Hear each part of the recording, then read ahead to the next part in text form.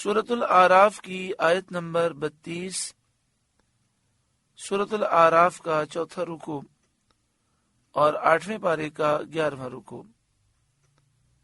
اللہ رب العالمین نے ارشاد فرمایا، قل اے محبوب آپ فرمائیے، من حرم زینت اللہ التی اخرج لعبادہ، کس نے حرام کی اللہ کی وہ زینت جو اس نے اپنے بندوں کے لیے نکالی، والطیبات من الرزق، اور پاک رزق، قل ہی للذین آمنوا فی الحیات الدنیا، آپ فرمائیے کہ وہ ایمان والوں کے لیے ہے دنیا میں، خالصۃ یوم القیامہ، اور قیامت میں تو خاص انہی کی ہے، کذالک نفصل الآیات لقوم یعلمون، ہم یوں ہی مفصل آیتیں بیان کرتے ہیں علم والوں کے لیے۔ اس آیت کریمہ میں ان لوگوں کا رد ہے جو حلال چیزوں کو اپنی مرضی سے بغیر شرعی دلیل کے حرام کرتے ہیں۔ فرمایا محبوب آپ فرما دیجئے، قل آپ فرمائیے، من حرم، کس نے حرام کیا، کس کی مجال ہے جو حرام قرار دے، زینت اللہ، اللہ تعالیٰ نے جو زینت پیدا کی، اللہ تعالیٰ نے جو نعمتیں عطا فرمائیں، جو لباس عطا فرمایا، زینت اللہ التی اخرج لعبادہ، اللہ تعالیٰ کی وہ زینت جو اللہ نے اپنے بندوں کے لیے پیدا فرمائی، اسے کون ہے حرام کرنے والا، کس نے حرام کیا، چاہے وہ لباس ہو یا زینت کا سامان ہو، والطیبات من الرزق، اور پاک رزق اور کھانے پینے کی لذیذ چیزیں۔ آیت اپنے عموم پر ہے، ہر کھانے کی چیز اس میں داخل ہے کہ جس کی حرمت پر نص وارد نہ ہوئی ہو، یعنی ہر کھانے کی چیز اور ہر زینت کی چیز جو قرآن و حدیث سے حرام ثابت نہ ہو وہ حلال ہے، جائز ہے، کسی کی مجال نہیں کہ کوئی اپنی طرف سے اسے حرام قرار دے۔ تو ان لوگوں کو عبرت حاصل کرنی چاہیے جو توشہ، 11ویں میلاد شریف، بزرگوں کی فاتحہ، عرس، مجالس شہادت وغیرہ کی شیرینی اور سبیل کے شربت کو ممنوع کہتے ہیں، حرام کہتے ہیں، وہ اس آیت کے خلاف کر کے گناہگار ہوتے ہیں۔ جو ان حلال چیزوں کو حرام کہتے ہیں وہ قرآن کی اس آیت کے مخالف ہیں اور گناہگار ہیں۔ اس حلال چیز کو ممنوع کہنا، حرام کہنا، اپنی رائے کو دین میں داخل کرنا ہے، اور یہ بدعت ہے، گمراہی ہے، اور یہی اصل بدعت ہے کہ حلال چیز کو اپنی طرف سے حرام کہہ دینا، یہ بدعت ہے اور گمراہی ہے۔ قل اے محبوب آپ فرمائیے، ہی للذین آمنوا فی الحیات الدنیا، کہ وہ ایمان والوں کے لیے ہے دنیا میں۔ اصل میں تو یہ نعمتیں اللہ نے ایمان والوں کے لیے پیدا فرمائی، لیکن دنیا میں چونکہ کافروں کے لیے مہلت ہے تاکہ وہ اس مہلت سے فائدہ اٹھائیں اور توبہ کریں، تو یہ نعمتیں کافر بھی استعمال کرتے ہیں۔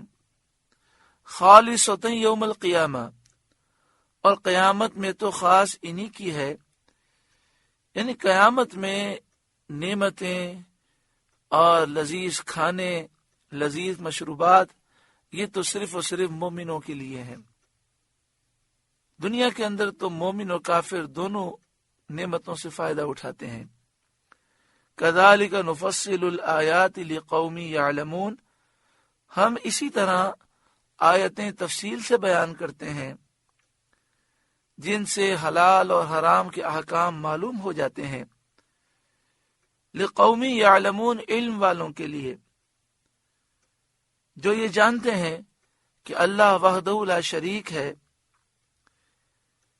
وہ جو حرام کرے وہی حرام ہے، اور جسے وہ حرام نہ قرار دے، جسے رسول اللہ صلی اللہ علیہ وآلہ وسلم حرام قرار نہ دیں، جسے شریعت حرام قرار نہ دے، تو کسی کی طاقت نہیں کہ اپنی مرضی سے اسے حرام کہہ سکے۔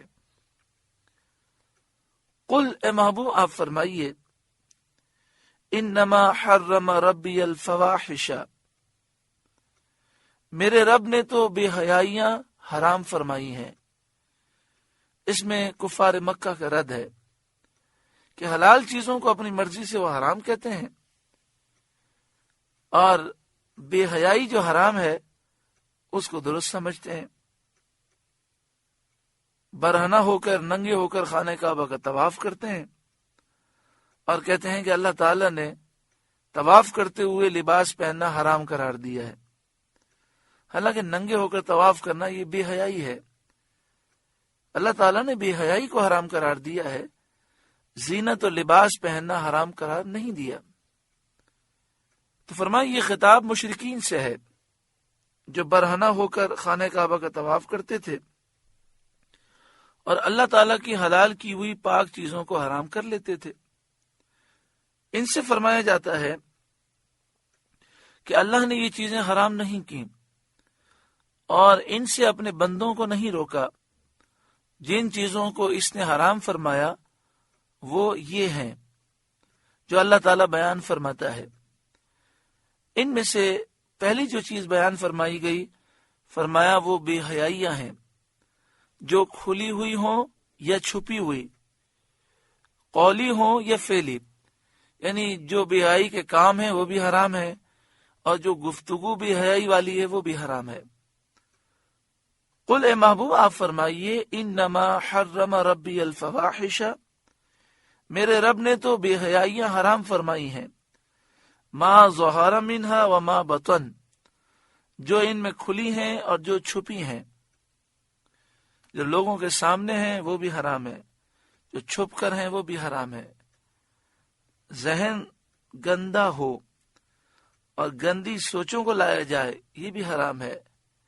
آنکھیں گندی ہوں، بدنگاہی کریں یہ بھی حرام ہے۔ والاسم، اور میرے رب نے گناہ کو حرام قرار دیا۔ والبغی بغیر الحق، اور ناحق زیادتی کو میرے رب نے حرام قرار دیا۔ وَأَن تُشْرِكُوا بِاللَّهِ، اور یہ کہ اللہ کا شریک کرو یہ میرے رب نے حرام قرار دیا۔ ما لم ينزل به سلطانا، جس کی اللہ نے کوئی سند نہ اتاری۔ یعنی اے مشرکوں، تم بغیر کسی دلیل کے اپنی عقل سے، اپنے اندازے سے یہ باتیں بکتے ہو کہ اللہ کا کوئی شریک ہے، اللہ تعالیٰ شریک سے پاک ہے۔ وَأَن تَقُولُوا عَلَى اللَّهِ مَا لَا تَعْلَمُونَ، اور یہ کہ اللہ پر وہ بات کہو جس کا علم نہیں رکھتے، تو جھوٹی بات اللہ کی طرف منسوب کرنا یہ میرے رب نے حرام قرار دیا۔ اس میں ان لوگوں کو بھی عبرت حاصل کرنی چاہیے کہ جو چیز حرام ہے، جو گناہ ہے، اس کی طرف ان کی توجہ نہیں، اور جو چیزیں جائز ہیں بلا وجہ وہ اس پر سختیاں کرتے ہیں، اور بلا وجہ ان جائز چیزوں کو غلط سمجھتے ہیں۔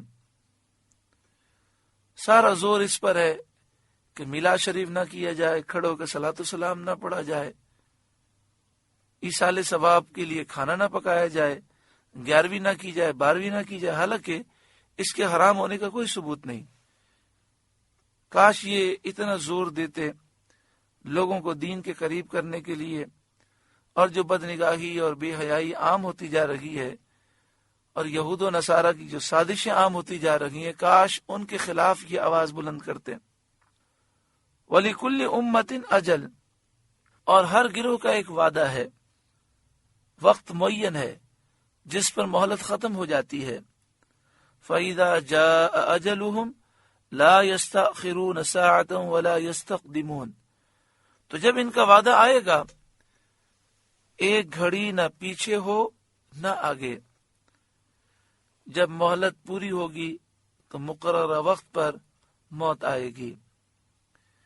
یا بنی آدم، اے آدم کی اولاد، اما یأتینکم رسل منکم، اگر تمہارے پاس تم میں سے رسول آئیں، یقصون علیکم آیاتی، میری آیتیں پڑھتے، فمن اتقی، تو جو پرہیزگاری کرے، واصلح، اور سنورے، فلا خوف علیہم ولا هم یحزنون، تو اس پر نہ کچھ خوف اور نہ کچھ غم۔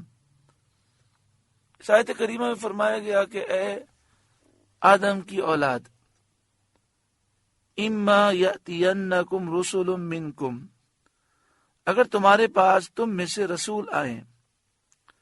مفسرین کے اس میں دو قول ہیں، ایک تو یہ کہ رسل سے تمام مرسلین مراد ہیں، اور دوسرا قول یہ ہے کہ خاص سید عالم خاتم النبیین صلی اللہ علیہ وآلہ وسلم مراد ہیں، جو تمام مخلوق کی طرف رسول بنائے گئے ہیں۔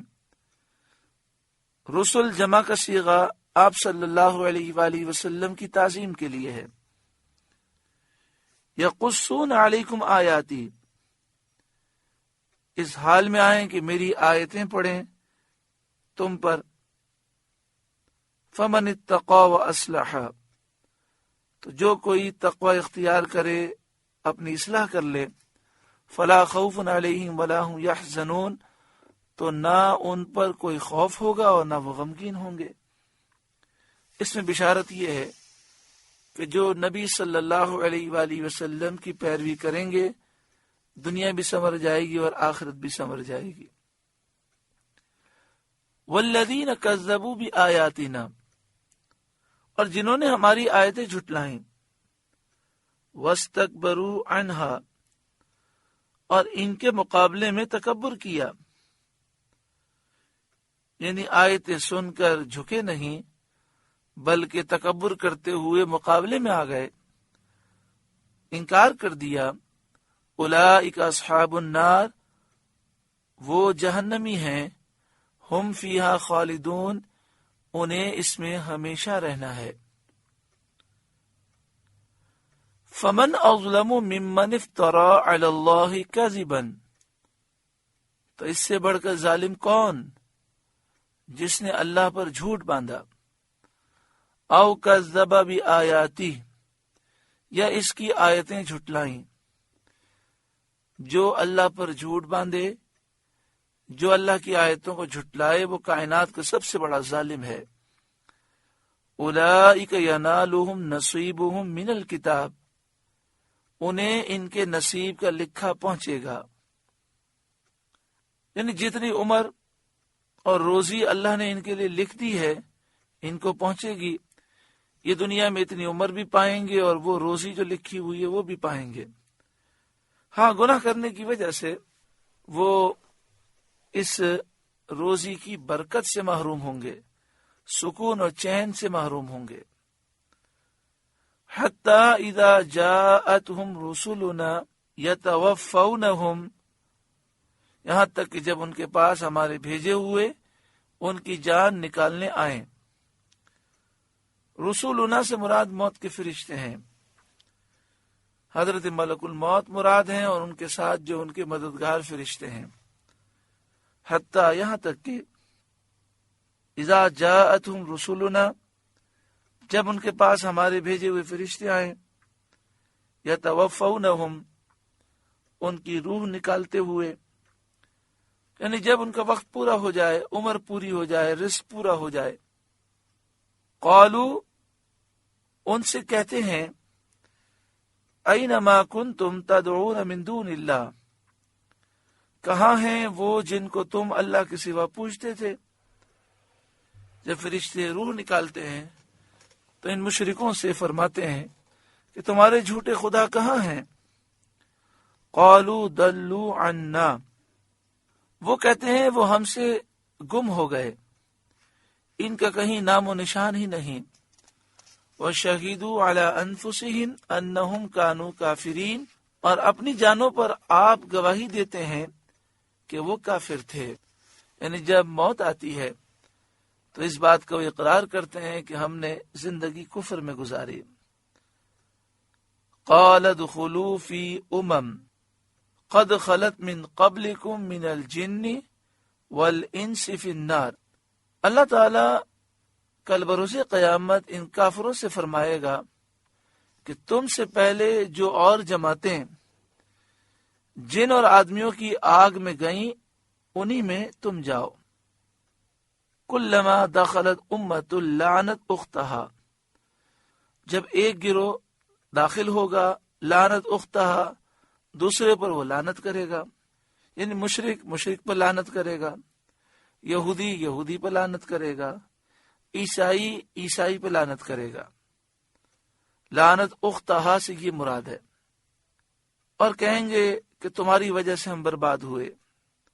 حتی اذا ادارکوا فیہا جمیعا، یہاں تک کہ جب سب اس میں جا پڑیں گے، قالت اخراہم لأولاہم،